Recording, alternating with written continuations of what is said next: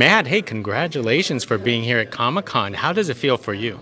It's cool. It's wild. It's wild to see the commitment of all these people that love comics and superheroes and those worlds so much. You know, you forget how many people there are, and you come here and see the concentration and the costumes, and it's unreal, man. It's exciting. So how was that experience being in that panel, in front of that crowd? It's interesting because the people are there because it's not like you're just giving this interview or answering these questions on like a YouTube channel, or like people are there because they are interested and they're generous and you feel like, oh God, they're judging every single thing I say, But it was cool, man. People here are like awesome. They're one of me, Really? Yeah. Did any questions throw you off?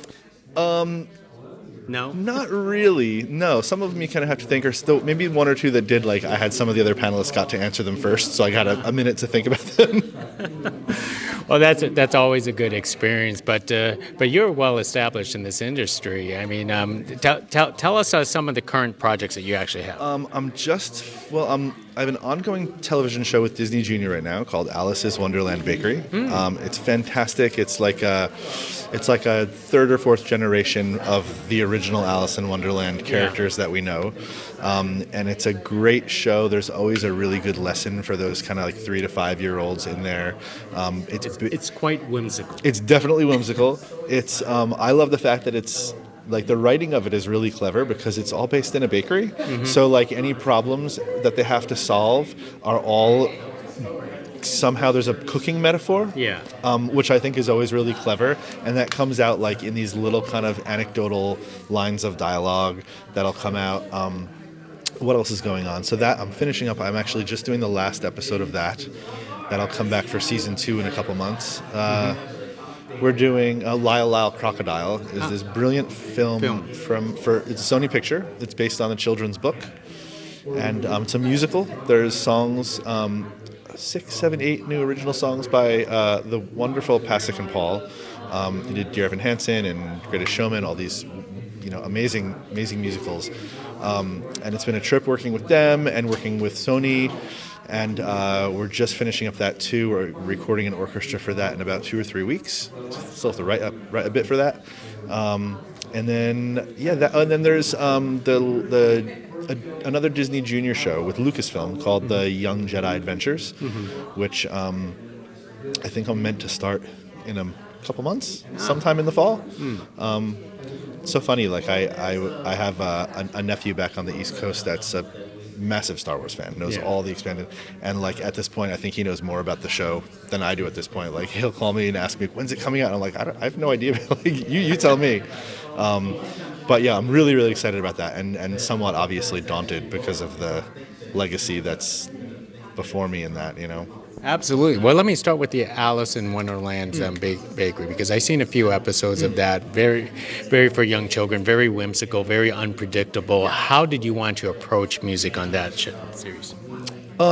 We had a lot of the big conversations about that when I first started was that a lot of the sonic world that would normally be covered by sound effects, we wanted to do musically and have these musical gestures. So, we have this very old school traditional term called Mickey Mousing in animation, which is the music is literally mimicking everything that happens. If a character raises their hand, there's a flute that goes ba-da-dum. Yeah. So the show is very much in that style, and so a lot of the if someone's carrying a plate that crashes on the ground, or someone bumps into a counter, or the oven even has its own musical sounds. So, and it's just very quirky. I went in and started creating this palette, which is a bunch of slide whistles and like horn, like bike honkers that and car horns, and just all these kind of random silly sounds, and we're incorporating that into the score quite successfully. Wow, that is pretty awesome. Yeah. And of course, Lyle Crocodile, it's based off a children's story, but it's also live action and a lot of CGI. But it looks like a lot of fun. So how did you want to approach a film like that? That one, we decided off the bat that the songs, the original songs, were the showstoppers. We didn't want to. They're the lead singer in the band, and so I think the score had to emotionally support what was going on in the film. but we didn't want it to be too flourishy. We didn't want it to be saying all too much, because why would we get too flowery, too flourishy when there's a 4-minute long pop tune coming up where the characters are singing? The other thing that that I'm still kind of going through now too is that I've been working on this in different levels of animation of the crocodile, of the CGI. So the first couple cuts of the film that I was working with was literally an actor with a crocodile mask on. Yeah. And then as we get the animation, and then we get it colorized, and then you get it textured, and a huge learning experience for me with the animation was the eyes of the crocodile have so much emotion in them. That's where all of the emotion comes from. So in some of these scenes that I'm scoring with the crocodile in it, for instance, if it's meant to be a sad moment, I would write something, okay, we like that, great, it's in. And then when we get the fully rendered eyes, it's like, oh, no, now the music is too much. Because we're getting the sadness from, so some of those lessons were a balancing act of how not to overstep the songs, but also not to overstep the emotion of the crocodile when a lot of it's coming from the eyes, So you have to change as their CGI process changes. Oh yeah. Oh no, definitely.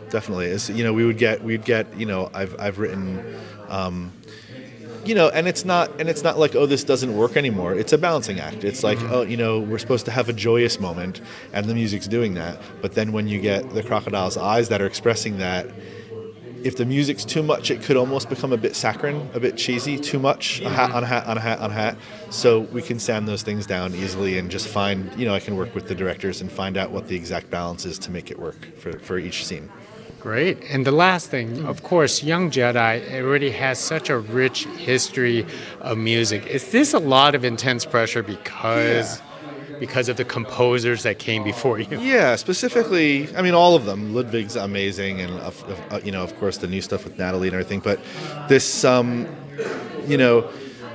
Williams. It's John Williams. So I'm not going to go into it and try to be John Williams. I'm not going to go into it and try to come up with something that's so far not Star Wars that it doesn't work, But I think there's some honor and respect that needs to be paid for the people that have gone before me, but also figuring out how to do my own thing. And honestly, the conversations between production at this point have been so minimal that I, once they start, I'll have a better answer for you. Yeah. So what are you thinking?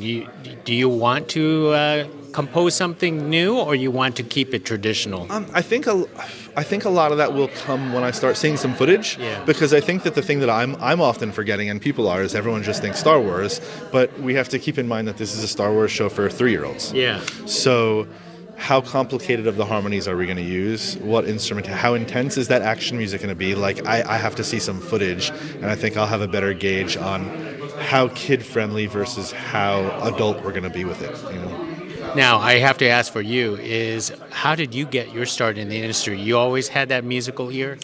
Yeah, I started playing piano at 4 or 5 years old. And I was never a kid who didn't want to practice or anything. I just kind of did it. And then when I went to see, my parents took me to see a Broadway show when I was maybe 7 or 8. And I wasn't interested in the show. I was interested in the orchestra. And I was going up to talk to the conductor at intermission and ask him questions as a 7-year-old. So I think that was when I really kind of committed I want to do music.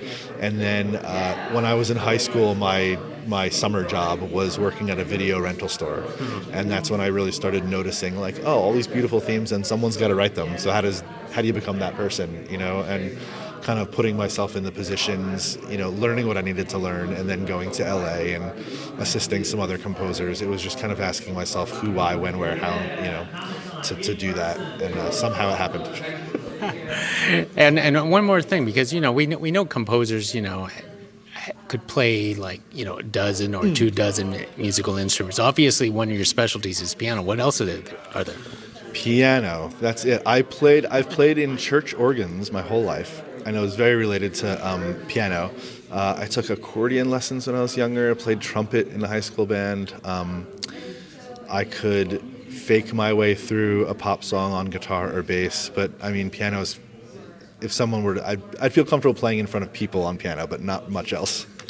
Put it that way. So just judge you on your composition. Yeah, exactly. Well, people will say, like, how often do you play piano now? And I'm like, well, I'm sitting in front of a piano 15 hours a day, but I'm not playing anymore. I'm sitting there trying to figure out, does that harmony work? Or how about that key change, But it's not like flexing like I used to be able to do back in my 20s, playing in bands and everything. Most excellent. Well, you know what? You're doing a great job. So thank you very much, and have fun here at San Diego. Thank you very, very much. Yeah, I'm looking forward to enjoying the fest.